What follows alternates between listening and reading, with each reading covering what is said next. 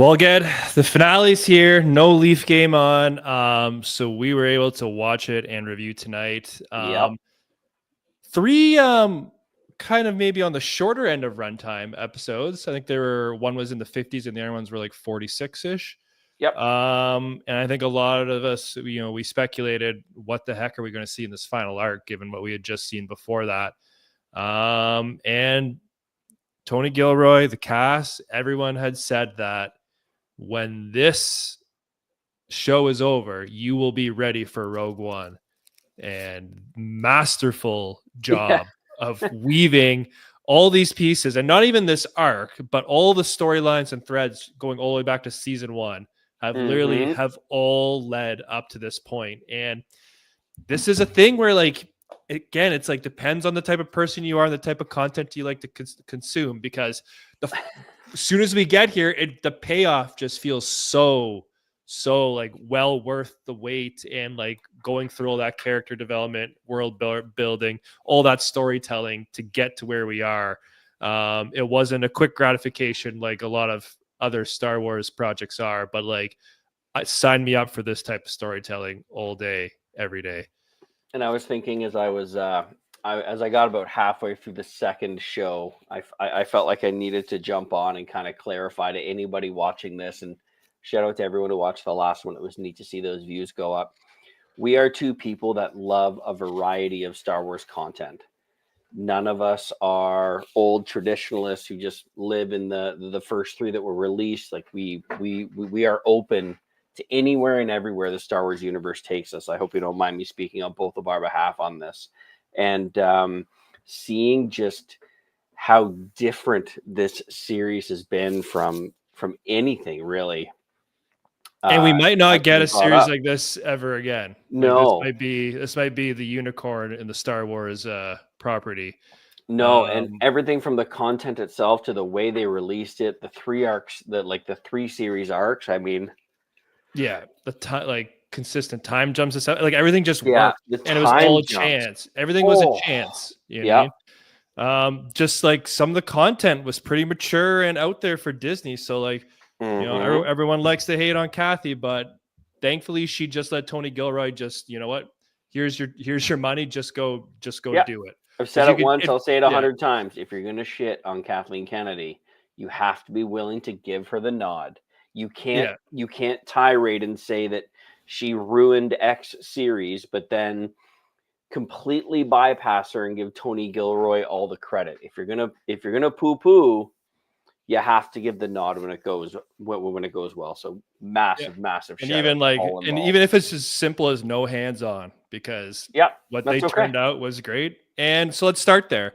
What we ended up getting was the lead up into how we find out about the Death Star, essentially. And while that storyline is unraveling, tying up of all the loose ends that they've set up, we started off with poor Lonnie. He's basically called in his last thing. He's blown his cover. He has that one scoop, that one that will make all the difference. He's sitting there with Luthen. I got a family there in hiding. You got to get me out of here. Like this is the one. And then obviously you see Luthen try to get out of him, and then you zoom out to him on the park bench. You just know Luthen took care of poor Lonnie. But that's what he went. Yeah. And again, like, I go back to this all the time when we do these streams. Like, there are certain viewers that think that the rebellion is 100% good and they can do no wrong, and the Empire is complete evil. But like, Luthen assassinates this guy who has a family to tie up the loose end. Like, it's very important to make note of this. Like, this is grimy. There is no clear cut. That information is just so critical. They just can't afford the leak, like as bad as it is. And like Luthen was going to do that to Cassian at the end of season 1. Absolutely. But then Cassian proved himself and aligned himself with the cause. But Cassian was going to be he was going to be a tool for Luthen to use and then dispose of. And like it kind of shows you how similar Luthen and Saw kind of really are.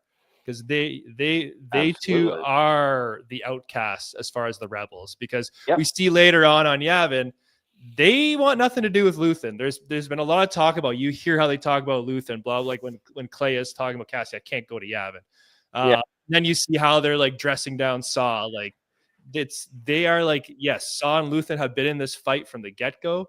Yeah. They put this thing up, but the way they do it is not how the greater organized rebellion wants to start handling things now that they're getting more legitimate. And as you see, as Yavin is being built up, they're not this like ragtag unit anymore. Like there's, they're organized. Yeah, they're definitely they're organized. There's structure. Yeah. Confining people to barracks, stuff like that. And the comment that just came in, I don't disagree that it was necessary. It was very important for me to make that point that there's a lot of gray between the two. Yeah. So then we see let's episode 10 start off fast and furious. Now we see Dedra showing up at Luthen's. They play a little game, and then they got some nice speeches back and forth. Luthen's like, "You don't think I know who you are? I know everything about you." Yeah, and then like stabs himself with the dagger. You knew he was going to take himself down, but then this is where the part that surprised me comes into play, and I was on the edge of my seat for this whole hospital segment. So one, Luthen, we've seen how many people survive by lightsaber impalement. It would only make sense that if you could get to Luthen fast, that you could potentially save his life, right? What did you notice about what he tried to end himself with? Well, the dagger he was talking to her about. Yeah. What else am I missing with it? That was the same dagger that he found when he met what's her name, the young girl. He finds it in the middle of that battle in the second episode when he finds her as a child. What's her name again? Sorry, her name escapes me. Clea. Yeah, he literally finds that dagger where he's hiding when he finds Clea. He uses it when he opens the thing and he holds it up. Okay. Yeah, I thought that was a really cool nod. And he happens to point that dagger out to Dedra. Yeah. And then he ends up beating on himself. And that's what he found that really changed his life, right? Yeah. Yeah. So he was ready to get out. He was already destroying all the radio communication so that none of their contacts get found. Dedra gets the jump on him. So then he's in a hospital. For one, is this the first time? I know we've seen like medic facilities in Clone Wars and stuff like this, but this is the first time we kind of see like a full functioning hospital in Star Wars. Yeah. And just Clea, just complete badass on how she moves and infiltrates. And the whole time I'm thinking, because they're pairing it with these flashbacks on how they met each other and how Luthen taught her and all that stuff, you could see how much he meant to her. And essentially they mentioned a few times like, "Oh, are you my dad now?" Like how close they actually were. The whole time I'm thinking she's going to save him.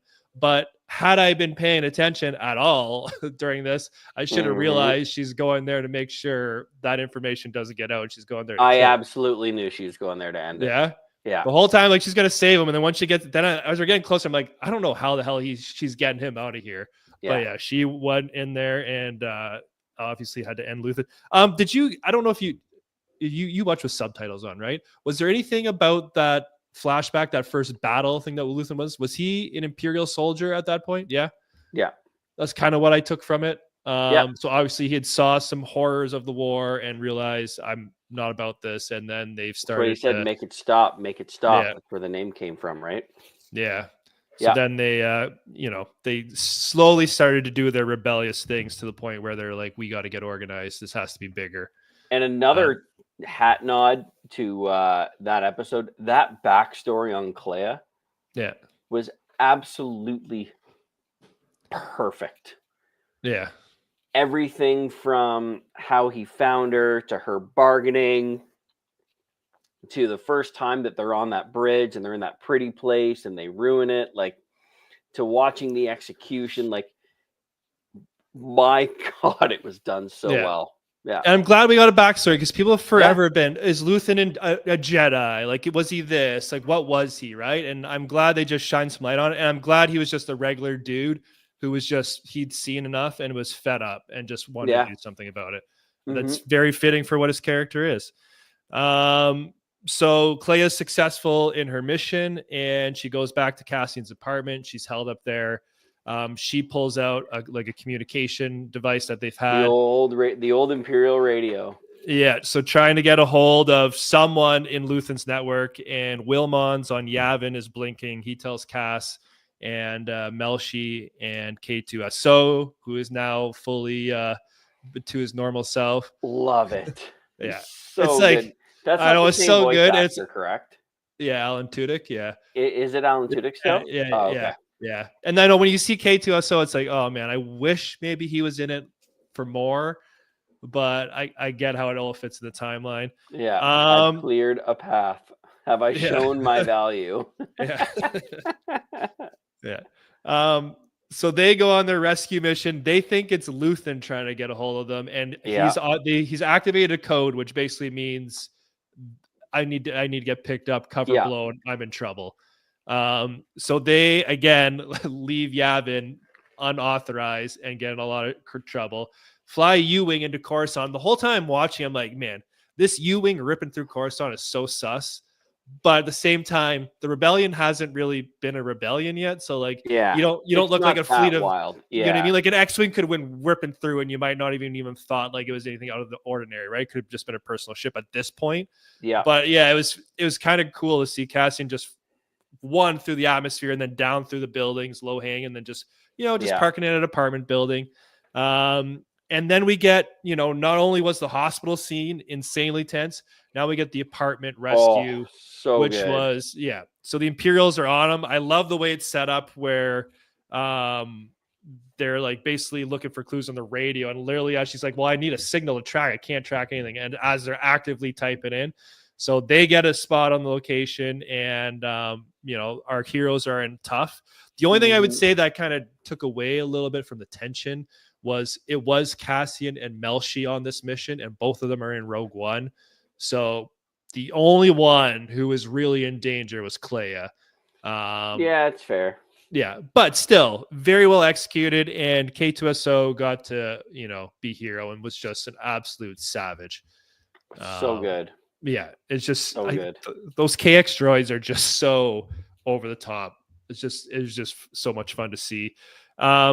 We see on the flip side the Imperial stuff going down, and Dedra, you would think after the success of Gorman, would be rising through the ranks. I saw theories that it was going to end with Dedra getting a promotion from Krennic and getting a role on the Death Star, which would be so bittersweet funny because we know that the Death Star then obviously blows up and Dedra would go down with the ship.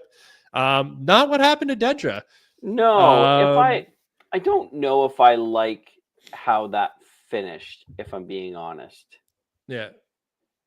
I mean, I get the point of the story, like, well, she was always obsessed with that original aspirations. All I can think about is that line from Vader in Rogue One. But I thought that was. I think if I could pick, and I'm picking for anything that I didn't love in this, I didn't love that. I would have loved to have seen the theory go through that you mentioned. Yeah, but it does kind of tie up a bit of the season one, because it started with Dedra trying to find Cassian and Luthen, right? Mm-hmm. And we kind of end there. But yeah, it's a year again. I think the problem with that particular storyline is the year jump. Like Gorman's over, and immediately she's not even on the Access file, but she gets a piece of information and acts on it. Mm-hmm. And butchers it, not necessarily because she did it wrong. She had I would say she had all the troops there. She got the jump on Luthen. Luthen was already ready to bug out, and they probably didn't know that Luthen was also willing to off himself for the cause right away. So she ends up getting absolutely tongue lashed by Krennic. I thought Ben Mendelsohn as Krennic was just awesome. He's good. The way he's jabbing his finger in the top of her head, just, he's like, do you know why I'm here? There's one thing. Say it. Say the words. Yeah. So Krennic absolutely, and like I saw there was an interview with Ben Mendelsohn on how he was kind of like the middle manager in Rogue One, and he's like, for Andor, he's like, you guys got to bump me up a bit. He's like, I got to be the guy. So I'm glad they kind of gave him that power. Yeah, because it definitely seems like Krennic reporting line to the Emperor, and he doesn't give a crap about Tarkin, Vader in this particular scenario, right? Or Yularen, like he's very much feels like he's one of the most powerful people in the Empire. Yeah, and he portrays himself that way. Which are you disappointed that at the end we did not get even a very brief Vader sighting? Vader, no. I was really hoping somewhere in the entire series we would have got Palpatine. Fair. Even just in the Senate scenes, right? Yeah. Because we're used to seeing him in the movies, but I guess he wouldn't have to be present for every Senate. But with how many name drops he got, it would have been nice to, I don't know. But I don't know. Was the cameo needed? No. But No, and might have taken away from the story. It's always nice to get them. That's all. Yeah. So yeah, and just to finish up on Dedra, we see kind of like little snippets at the very end of where we want to end up, and we see that she's wearing the same prison garb they were wearing on Narkina 5 prison. So I wanted to hear an on program, but we did not get that. I don't know. It's probably a different facility, I would imagine. Obviously, I assume so. Yeah, but it was a nice callback with her, or at least hopefully she can swim. Gear. You know what I mean? Yeah, hopefully. Maybe Kino Loy is somewhere held up in there. Mm-hmm. What else we got? And then we get a lot of stuff going on Yavin, and lots of little Easter eggs. We get Pow is walking around. He's one of the rebels we see. He's one of the alien rebels we see in Rogue One. He's the one who not Biston. He's on the ground with Melshi and the Force on Rogue One. Got it. He's got like the big toothy mouth. Couple settings of him. We get Admiral Raddus, which I will say, of everything on the show, everything's been beautiful. Raddus looked a little too CGI for me. It's almost been the one instance in the entire season where it kind of looked, some scenes looked just a hair off with Raddus. But it was great that he's there and he's one of the main rebel leaders. We get the Merrick name drop when Cassian arrives. They're like, oh, if Merrick was here, he would have flew up himself and took him out. Which, if you don't know, that's Blue Leader from Rogue One. So I'm assuming he would have been the dude, right? Captain of the Blue Squadron on Yavin base. So he would have probably been the one who would have run those missions. So again, a nice little nod, and they're just like, he was off planet for the day. He'll be back. I'm trying to think. We get to see that council that's in Rogue One with some of the members. Bale's there again. Yeah. And Bale seems, I don't know, more dickish than normal. Very cold. Yeah, for someone who has seen everything he's seen with the Jedha and uncovering like the help, he was there when the plot of the Sith was uncovered, essentially, in Order 66 and stuff like that. So for him to be so dismissive felt a little, I don't know, odd. Maybe it's because it's coming from a recast, like from Benjamin Bratt instead of Jimmy Smits. But the council in general was just bickering and very conservative as well, which we see in Rogue One. Yeah, so and I love the comment. They're trying to fit almost the tone. Make the Senate. It almost makes the Senate look easy. Yeah, trying to manage all those personalities and what trying to do. Talk to Saw Gerrera. Fucking whack job. When Cassian gets back, essentially they've been saying that he's had a contact on Jedha in Saw's group who's been trying to contact him nonstop. And now he's on Corfu, which is the ring planet in the very first scene in Rogue One. So it's literally got it. Okay. So that's the contact. You know, Rogue One starts off and he kills that dude in the alleyway. Yes. That's the contact he's going to meet. So literally he's walking off to go into like the first couple minutes of Rogue One. Like that's how seamless these things are fitting together, which is great. I love the way that's when are you going to watch Rogue One next? I wanted to put it on right after, to be honest, but probably, tomorrow's hockey, maybe Thursday. I'll put Rogue One on. Yeah. Which I'm excited for because I Cassian's story, even Mon Mothma's, like the whole plight. I feel like the one note I had written down here was like, if there was anything that I was like not disappointed on, that I wish there was a little bit more, but maybe a little bit more action in Andor. But then I was thinking about, I'm like, they set it up beautifully because Rogue One now becomes your action set piece. Yeah. Like you had all that buildup, and now Rogue One is your balls to the wall, your giant space battle, your ground battles, the battle on Edu, the battle on Jedha. Like you get all that now. Yeah. And I feel like that stuff, the payoff for it's just going to feel that much more satisfying. Yeah, it's fair. Anything else you thought of during it? The one thing I thought, like just random thoughts, Clea to me, obviously she now stays on Yavin. She realizes she has friends. They use that "I got friends everywhere" line with Val. She very much, again, this is like people who think Rex is Nick Saint in Return of the Jedi. She looks like one of those rebel officers, like in the Battle of Hoth, plotting the thing. There's a girl who kind of looks like Leia. And I just can't help but wonder, like, and Clay is like a communications expert. Yeah. Right. Like, Maybe I wonder if they'll go back and retcon her into one of those roles and she becomes a main person in the Empire. The Rebellion. There's one thing I want to bring up. Yeah. Bix. Yeah. So, well, before we touch on Bix, we'll leave Bix for that. Other nuggets I liked, they had Nemik's manifesto playing at the end. And it's actually, they're playing it over the Rebellion and the Yavin and stuff like that, but then it's actually Pentagast listening to it, and he realizes he failed. What a wild scene that was. Yeah. And he pulls out, I'm pretty sure that was a DL-44, like Han style blaster. Yeah. And he offs himself. And the other guy knew. Yeah, the other guy knew what was going on, because he knew, depending on who he's about to go see, like if it was Vader, for example, like he's probably going to die anyway. So, and it would be less pleasant. Yeah, I did not see that one coming. Yeah, or he ends up like Dedra did. Yeah. Right. We see little quick snippets. Perrin is with a new girl. Yeah, that was an interesting random. Yeah. But I like that they gave us a little closure. Yeah. So the kids got to be on Chandrilla. Saw the kids in Chandrilla. Yeah. But you knew Mothma's and Perrin's relationship was very strained. Yeah. So it makes sense that, well, I don't know. She's now like an enemy of the Empire, right? So he had to move on. So I guess we get that little thing. Mm-hmm. And then, we end with Bix. So she's back on the planet they were at. The farming planet for the first chapter. Yeah. And so many people were like, where's BD1? Where's BD1? Like, he's so concerned about Cassian. Where is he at? And, let's see. That was actually Lita's mother-in-law, that parent. Oh. Interesting. Hair and that dog, man. Thank you for that, Connor.